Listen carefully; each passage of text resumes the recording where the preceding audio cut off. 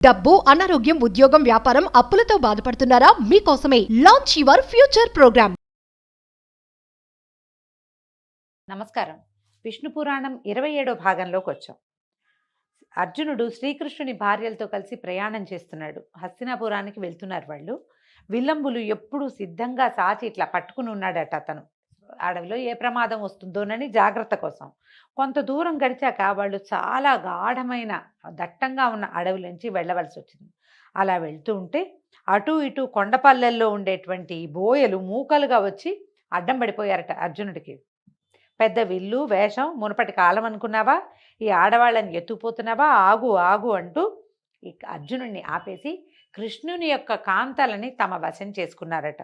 అర్జునుడు కోపించి గాంధీమ పట్టుకుని ఉంచుకుని ఉన్నాడు. ధనుస్సు రెడీగా ఉంది, భుజాన వెళ్ళాడేసుకోకుండా. ఎక్కుపెట్టకపోయేసరికల్లా ఆ చేతులకి శక్తి లేకుండా అయిపోయేదట. గాంధీవాన్ని ఇట్లా పట్టుకుని లాగాలంటే శక్తే సరిపోలేదట. తరుగులేని బాణాలుండే అమ్ములపది ఆయనకి ఏమిటి అక్షయ తూణీరాలంటారు. తీసిన కొద్దీ వస్తూనే ఉంటాయి ఆ అంబులపదులంచి బాణాలు. ఒకటి లేదట అందులో. అస్త్ర మంత్రాలు ఏదైనా జ్ఞాపకం చేసుకుందంటూ ఎన్ని అస్త్రాలు ఉన్నాయి. ఎన్నో దివ్యాస్త్రాలు కలిగిన వాడు అర్జునుడు. ద్రోణుడే ఎన్నో అస్త్రాలు చెప్తే ఇంద్రుడు ఇచ్చిన ఉన్నాయి, పరమేశ్వరుడు ఇచ్చిన పాశుపతం ఉంది. ఏది ఒక్క మంత్రం కూడా జ్ఞాపకం రాల. అనుకున్నాడు, దుఃఖంతో కుంగిపోయేటట్టు. కృష్ణుడితోటే నా బతుకు గౌరవం అంతా పోయిందా? ఆయన వెళ్ళిపోయాడు, నాది కూడా అయిపోయిందా అని దుఃఖంతో కుంగిపోయాడు. ఆ బోయలు వచ్చిన వాళ్ళంతా ఈ ఆడవాళ్ళని ఎత్తుకుపోయారట. అర్జునుడు ఏమీ చేయలేకపోయాడు. విచారంగా అడవిలో నడుస్తుంటే వ్యాస భగవానుడు ఎదురుపడ్డాడట.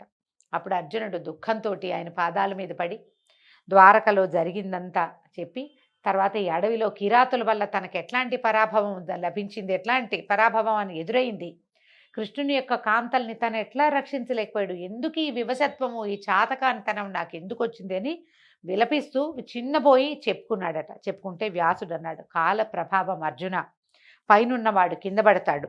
మధుకైటపులతో పోరి విష్ణువు కింద పడలేదా? సూర్యచంద్రాదులు ఒక్కొక్కనాడు రాహుకేతువులకి చిక్కరా? వృత్రాసునితోటి పోరలేక ఇంద్రుడు అమరావతిని విడిచిపెట్టిపోలేదా? భీష్మునితో కలహించి పరశురాముడంతటి వాడు చేయి మడుచుకోవాల్సి వచ్చింది. భీష్మ ద్రోణాది మహాయోధులు నీ బాణాలకి బలి అయిపోలేదా? వాళ్ళ శక్తియుక్తి లేని వాళ్ళని అనగలమా అర్జున?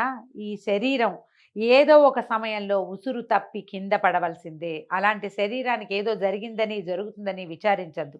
కృష్ణుని భార్యలకి కిరాతులతోటి పరాభవం లభించింది, దొరికింది, అట్లా జరిగింది, బాధపడదు. మునుపు వాళ్ళకి తగిన బ్రాహ్మణ శాపం యొక్క ఫలితం ఇది. అష్టావక్రుడనే బ్రాహ్మణుడు మేరుగిరి దగ్గరలో ఉండేవాడట. ఒక సరస్సులో ఉండి స్నానం చేస్తూ తపస్సు చేస్తుంటే రంభాదులు అప్సరసలు చాలామంది విలాసయాత్రగా అక్కడికి వచ్చి తమ ఆటపాటలతో అష్టావక్రుని దయకు పాత్రులై అమరపురికి వెళ్ళారట. కొందరు అక్కడే ఉండిపోయి ఏమడిగట, మేము విష్ణుదేవుని భార్యలయ్యేలాగా వరం ఇవ్వాల్సిందని వేడగా వాళ్ళకి వరం ఇచ్చాడట ఆయన. ద్వాపర యుగంలో యదువంశంలో ఆ దేవుడు అవతరిస్తాడు, ఆయన పేరు కృష్ణుడు, మీరు ఆయన భార్యలవుదురుగాక అని వరం ఇచ్చాడట. ఆ మర్నాడు ముని కొలంలో ఉండి స్నానం చేస్తుంటే ఆ చూసిన ఆ కాంతలు ఆయన యొక్క నీరసంగా సన్నగా ఉన్న శరీరం చూసి నవ్వుకున్నారట. ఈయన ఎంత సన్నగా ఉన్నాడు అని. అనేసరికల్లా ఆయనకు కోపం వచ్చి, మీరు కృష్ణుని పరోక్షాన అంటే భగవంతుడు మిమ్మల్ని వదిలేసిన తర్వాత మీరు బోయల చేతుల్లో చెరలో పడుదురుగాక అని శపించాడు. ఆ కాంతలు భయపడి మమ్మల్ని రక్షించు అని కాపాడేసరికి మానభంగం కాక ప్రాణత్యాగం చేసి అమరపురికి వెళ్దురు. కానీ బోయల చేతుల్లో పడిన కృష్ణుని యొక్క కాంతలు ఎవ్వరికీ మానభంగం కాదు, వాళ్ళు ప్రాణాలు వదిలేస్తారు. కానీ వాళ్ళకి ఇది జరగవలసి ఉంది. మరి అష్టావక్రుని శాపం ఊరికే ఎలా పోతుంది? ఆ ముని మాట ఇట్లా జరిగింది, వాళ్ళు ప్రాణాలు విడిచి వెళ్ళిపోయారు, నువ్వేం బాధపడద్దు, కలియుగం ప్రవేశించింది, ఇంకా మీరు ఈ నేల మీద ఉండకూడదు, తపస్సు చేసి పరలోకానికి వెళ్ళిపోవాలి. ఈ మాట ధర్మనందనుడికి కూడా చెప్పమని ఆ వ్యాస మహర్షి వెళ్ళిపోయాడట. అప్పుడు ఈయన ఏం చేశాడు, వజ్రుడితో కలిసి హస్తినాపురానికి వచ్చాడు. అప్పుడు ఈ జరిగిందంతా ఈ కృష్ణుని వృత్తాంతము, కృష్ణ పరమాత్మ ఎట్లా ప్రాణాలు విడిచిపెట్టి వెళ్ళిపోయాడు దుఃఖంతో అర్జునుడు చెప్పిన మాటలు అయితేనండి విష్ణు పురాణంలో ఎక్కువగా చెప్పట్లేదు, కానీ భారతంలోని మౌసల పర్వంలో అక్కడ కృష్ణుని యొక్క దుఃఖం ఎంత వివరంగా రాస్తారో. మన బంధువు, మన స్నేహితుడు, మన ఆప్తుడు, మన రక్షకుడు, మన ప్రభువు భగవంతుడైన కృష్ణుడు ఏ రకంగా తన శరీరాన్ని విడిచిపెట్టి వెళ్ళిపోయాడు అని నానా విధాలుగా విలపిస్తూ వాళ్ళ అన్నయ్యకి చెప్పుకుంటాడు. వ్యాసుడు తనకేం చెప్పాడో కూడా చెప్పాడట. వెంటనే ఏం చేశాడు ధర్మరాజు, అభిమన్యుని కుమారుడైన పరీక్షితునకు కౌరవ రాజ్యానికి పట్టం కట్టి ద్రౌపది భీమార్జున నకుల సహదేవులతో కలిసి తపోవనానికి వెళ్ళాడు అని కృష్ణ చరిత్ర చెప్పగా విని పరమానంద భరితుడైన మైత్రేయుడు పరాశరుడితోటి ఇట్లా అన్నాడట. గురువర్య, నీ దయ వల్ల వాసుదేవునికి సంబంధించిన విషయమంతా విన్నాను. హరిభక్త కలవాడని అయ్యాను. భగవంతుని గురించి తెలుసుకోవటం వల్ల భక్తి పరులవుతాం ఎవరమైనా. ఇక కలియుగ ధర్మాలు జగత్ప్రళయ లక్షణాలు వినిపించవలసిందని మనవి అని అడగగా పరాశరుడు ఇలా చెప్పాడు. కలియుగ ధర్మం గురించి చెప్తున్నారండి. ఇదే మనకి తెలిసింది. ఇందులో చాలా విషయాలు మనకి తెలుసు, మనం అనుభవించి ఉంటున్నాము, చూస్తున్నాము కూడా. రేపు ఇంకా చూడబోతాం. కలియుగంలో ధర్మం ఒక్క పాదంలోనే నడుస్తుంది కాబట్టి ధర్మానికి నీడ లేదు.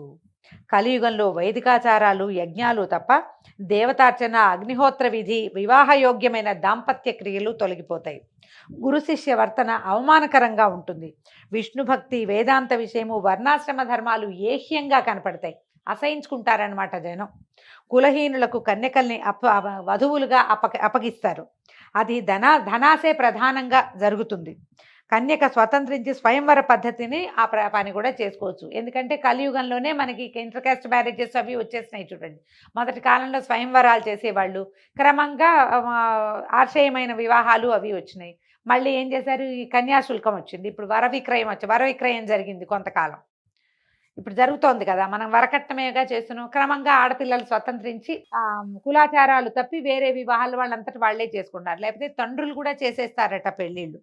వర్ణ సాంకర్యం కలుగుతుంది. బలవంతుడే ప్రభువు, పేరుకి బ్రాహ్మణులే దీక్షితులు అయినప్పటికీ ఏ దేవతనైనా పూజించడానికి సిద్ధపడతారు. వాళ్ళు చెప్పిందే ప్రాయశ్చిత్త కాండ, వాళ్ళు పలికిందే శాస్త్రం, వాళ్ళ నిర్ణయమే నీతి. ధనం కలిగిన వాడే రాజు, కళ్ళలాడేవాడు, అబద్ధాలు చెప్పేవాడే నేర్పరి, పాప ప్రవర్తనులే భాగ్యవంతులు. కూటి కోసం కులసతులను విడిచి కులమర్యాద పాటించక మగవాళ్ళు కులం తక్కువ వారి కన్యలను పెళ్లాడతారు. ఈ తక్కువ ఎక్కువ అంటే ఆ రోజుల్లో ఉండే విధానాన్ని బట్టి చెప్పారండి. ఇప్పుడు మనం వాటి గురించి మాట్లాడలేం. ఒకటి ఎక్కువ కాదు, ఒకటి తక్కువ కాదు. 4 డబ్బులు వస్తాయంటే కొండంత ఆశతోటి అధమాధముండైనా ఆశ్రయించడానికి అన్ని జాతుల వాళ్ళు సిద్ధమవుతారు. కులానికి గుణానికి కలియుగంలో మన్నన ఉండదు. స్త్రీలు పతిభక్తి లేని వారే తమ ఇచ్చ వచ్చినట్టు ప్రవర్తిస్తారు. పిల్లల్ని ఎక్కువగా కని పేదరికంతో బాధపడుతూ ధన సంపాదనకే చెడు మార్గాలను నడుస్తారు. తల్లిదండ్రులను, అత్తమామలను, అన్నదమ్ములను, చివరికి కన్నబిడ్డల్ని కూడా విడిచి స్వేచ్ఛాజీవన్లై 2 వంశాలకి అంటే పుట్టినింటికి మెట్టినింటికి కూడా మాయని మచ్చ కలిగిస్తారు. ఒకే మారు 2 చేతులతో తల గోక్కుంటారు. అంటే తల దొరదపడితే ఓ చేత్తోనే గోక్కోవాలి, 2 చేతులు నెత్తి మీద పెట్టకూడదు. మన వాళ్ళు గుర్తుందేమో మీకు చాలామందికి, దరిద్రం అని చెప్తారు. చిన్నపిల్లలు తలలో పేలు పడతాయి, బరుక్కుంటారు తల, 2 చేతులు నెత్తి మీద పెడతారు. అందుకని తల మీద 2 చేతులు చేర్చకూడదు అసలు. ఆ అబద్ధాల పుట్టలై పరుషవాక్కుల నోళ్లతోటి కలియుగాన ప్రవర్తిస్తారు.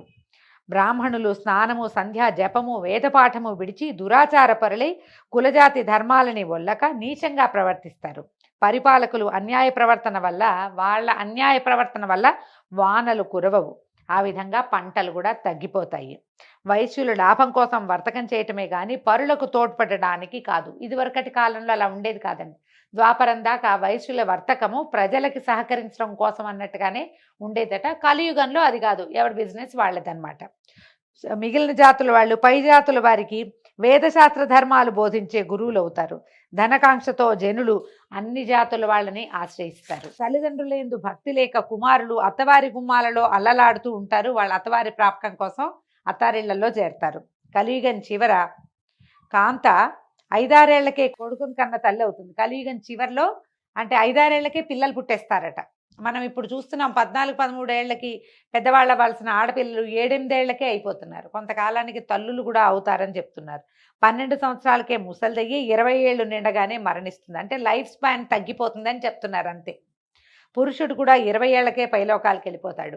వేదశాస్త్రాలు రూపుమాసిపోతాయి. పాషండ మతం తెగ పెరుగుతుంది. ఆదిదేవుడైన హరిని సేవించక అల్పదైవాలని ఆరాధిస్తూ ఉంటారు. అన్ని జాతుల వాళ్ళు అన్ని జాతుల్లాగాను ఏ జాతికి ప్రత్యేకమైన ప్రవర్తన ఉండదు. అన్ని విద్యలకి ఆధారము అన్ని జాతుల వాళ్ళకి ఇదివరకు ఏంటంటే ఈ జాతికి ఈ విద్య అని ఒక నియమం ఉండేది. ఇప్పుడు అట్లా ఉండదట. మేచ్చులు పరిపాలకులు అవుతారు. పుణ్యాత్ముడికి అచిరకాలంలో యమదర్శనం అవుతుంది. తొందరగా చనిపోతారట. పాపకర్ముడు పాపి చిరాయువు అంటారు మన వాళ్ళు. పుణ్యాత్ములేమో తొందరగా పోతారు, పాపాత్ములేమో చిరకాలం జీవిస్తారు. అల్పబుద్ధి అలాగే అల్పమైన ఐశ్వర్యం తప్ప మంచి బుద్ధి, నిండుగా ఐశ్వర్యము ఉండవు. అయితే చెప్పవలసినటువంటి విశిష్టమైన వార్త ఏంటంటే, కృతయుగాదుల్లో ఎంతో ప్రయత్నిస్తే గానీ మేలు కలగదు. కలియుగంలో అది సులభంగా కలుగుతుందట. కలియుగంలో సులభంగా మేలు కలుగుతుంది. దీనికి ఒక కథ చెప్తారట. ఏమని చెప్తున్నారు? ఒక పూట మునులంతా కూడి తక్కువగా ధర్మక్రియలు, ఎక్కువగా ఫలితము ఎట్లా సాధ్యమవుతుంది అని చర్చించారట. వాళ్ళకి సమాధానం దొరకలేదట. పదండి వ్యాస భగవానుని అడగచ్చని బయలుదేరి వెళ్ళారు. గంగానది దగ్గరికి వెళ్ళారట. ఆ సమయంలో గంగానదిలో స్నానం చేస్తున్నారు. పరాశరుని కుమారులు కదా ఈయన వ్యాసులు. పరాశరుల వారు చెప్తున్నారు, మా కుమారుడు గంగలో స్నానం చేస్తున్నాడు. మునులంతా ఏం చేశారు? గట్టు మీద ఉన్న చెట్ల నీడల్లో కూర్చున్నారట. కూర్చుని ఉన్నారు. చూసి ఈ లోపల వ్యాస భగవానుడు అటు తిరిగి ఉన్నవాడు ఇటు తిరిగి చూసి వీళ్ళు కనపడేసరికల్లా స్నానం చేస్తూనే, ఏమిటి నాయనా ఇలా వచ్చారు అని కనుక్కున్నాడు. కనుక్కుంటే అప్పుడు వీళ్ళు ఏమన్నారు కరాక గట్టిగా, కలి సాధు శూద్ర సాధు స్త్రీ సాధు, కలి సాధువు శూద్రుడు సాధువు స్త్రీ సాధువు అని 3 సార్లు అని అనుష్ఠానం నెరవేర్చి వాళ్ళ వద్దకు వచ్చి అభివాదము ప్రత్యభివాదము పలకరింపులు అయినాక మునులు అడిగితే ఇట్లా అన్నాడట. స్నానం చేస్తూ వీళ్ళు అడిగారనమాట, నువ్వేమిటో స్నానం చేస్తూ శూద్రులు కాంతలు సాధులు అన్నావు, ఏమిటి నాయన, ఏమిటి ఆ తత్వం అర్థం ఏమిటి అని అడిగేసరికల్లా వీళ్ళు ఏం చెప్పారు? కృతయుగంలో భక్తితో 10 సంవత్సరాలు ధ్యానం చేస్తే వాసుదేవుడు సంతుష్టుడవుతాడు. త్రేతాయుగంలో 1 సంవత్సరం యజ్ఞం చేస్తే మాధవుడు అనుగ్రహిస్తాడు. ద్వాపర యుగంలో నెల దినాలు భక్తితో పూజిస్తే శౌరి కృష్ణుడే విష్ణుమూర్తి సంప్రీతుడవుతాడు. కలియుగంలో నిర్మల భక్తితో మనసారా ఒక్కనాడు భజిస్తేనే చక్రధరుడు ఆనందిస్తాడు. ముందు చెప్పిన 3 యుగాలలోనూ ఎంతో శ్రమపడి సేవిస్తే వచ్చేంత ఫలితం అంత సంతృప్తిని కలిగించదు. కానీ కలియుగంలో అల్పమైన శ్రమతోటి అధికమైన సత్ఫలం కలుగుతుంది. కాబట్టి మేలైనది కలియుగము అని చెప్పాడట. వేదాలు చదివి దీక్షాపరులై యజ్ఞాలు చేస్తూ ఉత్తమ వ్రతాలు ఆచరిస్తూ దేవతల్ని అతిథుల్ని ఆరాధిస్తూ బ్రహ్మచర్యము కులాచారము తప్పకుండా పాటిస్తూ బ్రాహ్మణులు క్షత్రియులు వైశ్యులు శుచిగా ప్రవర్తించాలి. ఇప్పుడు చెప్పిన వాటిలో ఏ ఒక్కటి విడిచినా ఆ జాతుల వాళ్ళకి పుణ్యఫలితం రాదు. ఇక శూద్రుడు బ్రాహ్మణ సేవ చేస్తే పుణ్యఫలం అధికంగా పొందుతాడు. ఒకవేళ చేయకపోయినా వాడికి వచ్చే పాపం ఏమీ లేదట. మంచి చెడు కర్మలు, తాగవచ్చు కూడదు అని కట్టడి, ఇది తినచ్చు తినకూడదు అనే నియమం శూద్రునకు లేదు. కానీ పైజాతి వాడికి అన్ని నియమాలే ఉన్నాయట. ఉపవాసాలు జపాలు తపాలు యజ్ఞాలు దాన ధర్మాలు అనే నిర్ణయం శూద్రునకు లేదు. అవి చేయకపోయినా వాడికి పుణ్యగతులు కలుగుతాయి. అంటేనండి ఈ పాయింట్ ఎందుకు చెప్తున్నారంటే, ముందు యుగాలలో శూద్రులకు కూడా అంటే 4వ జాతి వాళ్ళకు కూడా ఖచ్చితమైన నియమాలు ఉండేవి, వాడు ఇలాగే ఉండాలి అని. ఇక్కడ లేదట, కలియుగంలో లేదని విష్ణు పురాణంలో చెప్పబడింది. ఇక స్త్రీ విషయం ఏంటంటే, మనసు మాట చేసే పని ఒకే తీరుగా ఉంటూ అనుకూలంగా పతిని సేవించే స్త్రీ అనాయాసంగా తన పతిని కూడా పుణ్యలోకానికి చేరుస్తుంది. ఆ మగువ సాధువని నేను చెప్తున్నాడనమాట. స్త్రీలు ఇలా ఉంటే గనక సాధువుగా ఉన్నట్టు. యజ్ఞాలు తపాలు జపాలు వ్రతాలు మామూలు చేయకపోయినా కూడా పరిశుద్ధమైన మనసుతోటి అనుకూలవతి అయి పతిని భక్తితో సేవించే ఇల్లాలు సాధువు. ఆడవాళ్ళు అన్ని పూజలు చేయాల్సిందే లేకపోతే లేదు, అలా ఏం లేదండి. హస్బెండ్ని అనుసరించి ఉండి అతనికి అనురూపంగా ఉన్నా కూడా ఆడవాళ్ళకి ఈ మోక్షం వస్తుందట అని చెప్పగా మునులంతా సంతోషించి, మహానుభావ మేము అడగవలసినవి అడగక్కర్లేకుండానే నీ ఉపన్యాసం వల్ల మా సందేహం తీరిపోయింది. అంతేకాకుండా నీ మాట లోకానికి ఒక ధర్మపాఠం కూడా అయింది అని వ్యాసునికి నమస్కరించి తమ తమ నెలవులకి వెళ్ళిపోయారట. తర్వాత పరాశరుడు ఇలా చెప్తున్నాడు, మైత్రేయ, కలియుగంలో హరిభక్తి దివ్య మంత్రం. ఎంత బాగుందండి.